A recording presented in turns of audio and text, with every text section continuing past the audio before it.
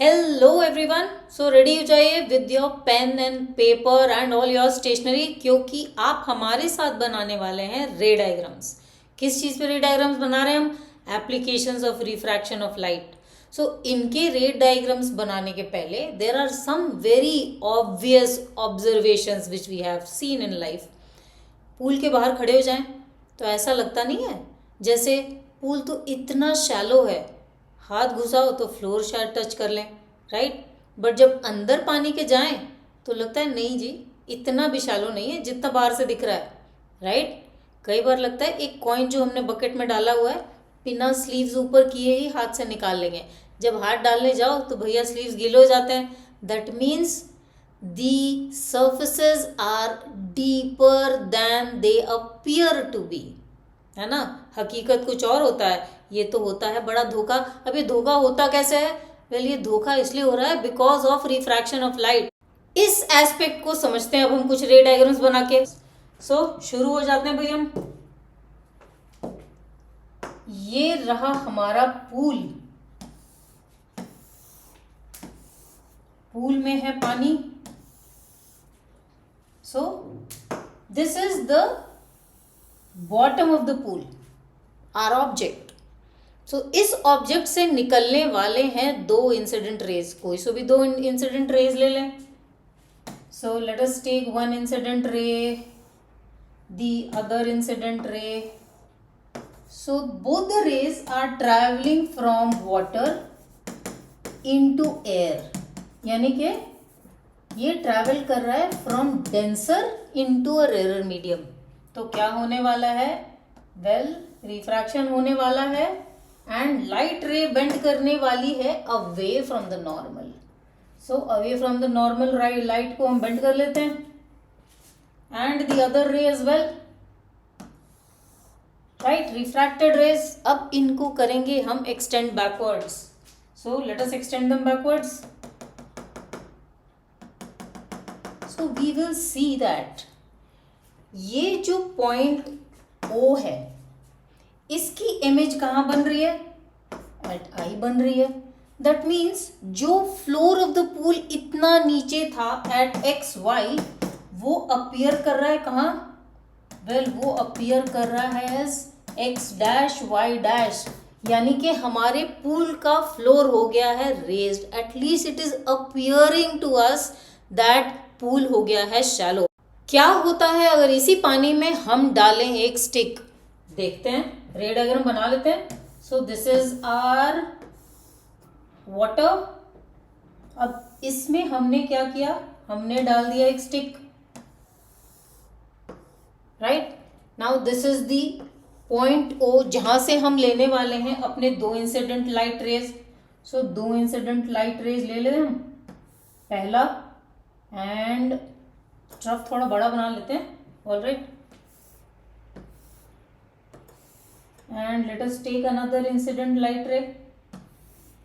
सो दो incident light rays हो गए। अब नॉर्मल बना ले अपना। एट द नॉर्मल होने वाला है refraction.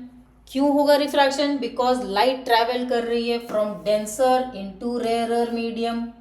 Light will bend away from the normal. So light bend कर गई भाई अवे फ्रॉम द नॉर्मल। अब क्या करेंगे? इन रिफ्रैक्टेड रेज को करेंगे हम एक्सटेंड। कहाँ एक्सटेंड करेंगे? Backwards. Now these will appear to meet somewhere here, और यहाँ बनने वाला है हमारा इमेज पॉइंट। दैट मीन्स जो पॉइंट O पे था वो कहाँ अपीयर हो रहा है? एट I अपीयर हो रहा है। दैट मीन्स ये जो रिफ्रैक्टिंग सरफेस है which is XY, that means refracting surface यहाँ पे क्या है?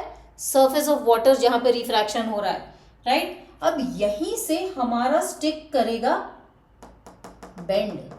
करेगा बेंड या अपीयर टू करेगा bend? It appears to bend. That is what happens. So ये स्टिक यहाँ पे लगेगा जैसे इस पॉइंट पे हो गया है bend. So this is the effect of refraction.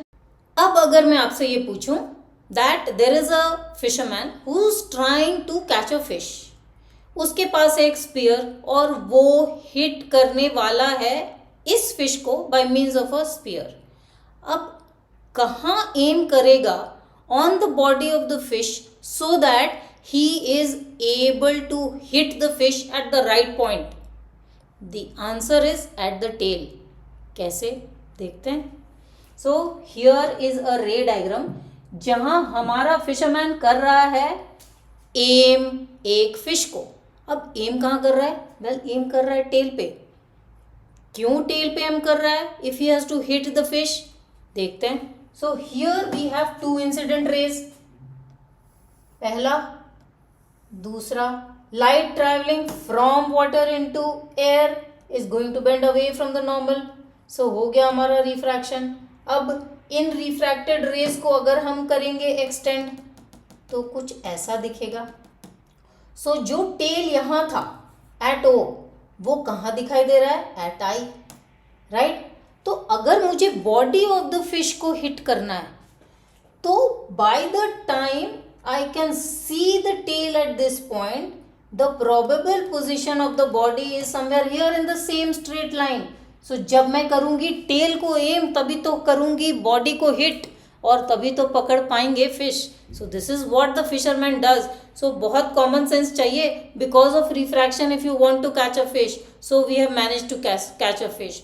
अब इसी कॉन्सेप्ट को थोड़ा और आगे बढ़ाएंगे और बात करेंगे real depth, apparent depth and इनके रिलेशनशिप की. Please look at this figure now. Object O हमारा डेंसर मीडियम में है जहां से निकल रहे हैं दो incident rays. So we have O A and O B. ये दो इंसिडेंट रेज हमारे निकल रहे हैं. अब दोनों incident rays they will undergo refraction. ना O A is perpendicular to P Q. Refracting plane से परपेंडिकुलर है मतलब क्या होगा? पहले अनडिविएटेड बाहर आ जाएगा. Right. And what about O B? O B करेगा रिफ्रैक्ट. सो बिकॉज डेंसर से रेयर मीडियम में रे ट्रैवल कर रही है, रे बेंड कर गई अवे फ्रॉम द नॉर्मल. अगर हम इसे बैकवर्ड एक्सटेंड करेंगे तो कहाँ करेगा मीट? वेल ये मीट कर रहा है एट आई. सो जो हमारा ऑब्जेक्ट पोजीशन ओ पे था वो अब इमेज कहाँ क्रिएट कर रहा है? At I. So the position of O has shifted upwards, right, and has moved as image at I. अब इसे हम एस्टैब्लिश करते हैं by means of mathematical method. Here we will assume that A and B are very close points. इसका मतलब क्या हो जाएगा? That means that OA is approximately equal to OB and AI is approximately equal to BI. Right? अब आ जाते हैं हमारे triangle ABO में. So sin I क्या होगा? Sin I is AB by the hypotenuse BO. And what is sin R? Sin R in triangle ABI. ये क्या होगा sin I की value? AB by BI. So sin I by sin R क्या हो जाएगा? Sin I by sin R is AB by BO into BI by AB. So AB तो गया. So BI by BO. Now BI by BO is the same thing as, so BI is equal to AI. तो BI की जगह मैंने क्या लिख दिया? AI. और BO is equal to AO. So AO can be written here. So sin I by sin R is AI by AO. Now what is sin I by sin R? Refractive index. So light travel कर रही है from denser into rarer medium. So what do we have here?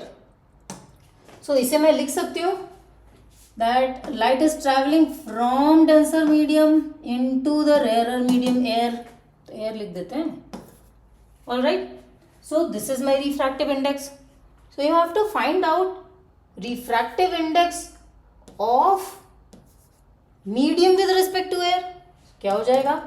1 by refractive index of light traveling from medium into air. So I can certainly write this as AO by AI. अब AO क्या है? Real depth है, इसको एक नाम दे देते हैं.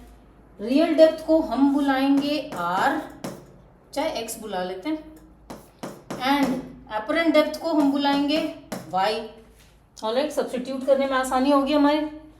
सो AO by AI is real depth by apparent depth. Am I right? Of course I am. So अब क्या करते हैं, अब आगे बढ़ते हैं. What we can do is now get the relationship of shift. Shift क्या हो गया, शिफ्ट क्या है बेसिकली, शिफ्ट की वैल्यू है OI. This is called the shift, इसको बुला लेते हैं S. So shift S is given by real depth minus the apparent depth. If you look at the equation 1, इसमें से अगर हम निकालना चाहें हमारे apparent depth की value, that means y is equal to, so from 1 apparent depth is equal to, that means y is equal to x by absolute refractive index of the medium. Yes, and shift क्या हो जाएगा फिर, so s is equal to x minus y, that means x minus x by absolute refractive index of the medium. x है common, क्या बच गया हमारा, 1 minus 1 by absolute refractive index of the medium. हो गया जी, यही तो रिलेशनशिप है हमारा शिफ्ट का, right. So we have justified what mathematically shift is in terms of real depth and apparent depth. So shift is equal to real depth in bracket 1 minus 1 by absolute refractive index of the medium, or the refractive index of the medium with respect to air. अगर air की जगह हमारा कोई और medium होता तो वहाँ air की जगह हम उस medium का नाम डाल देते. All right, so we have completed some applications of refractive index of light. I hope you have understood the concepts today, and if you have, do join me again for more concepts in physics and chemistry भी तो हम करते हैं. So you can join me any which way. Subscribe to the channel. You will be notified about every video which has been posted. So thank you for joining me.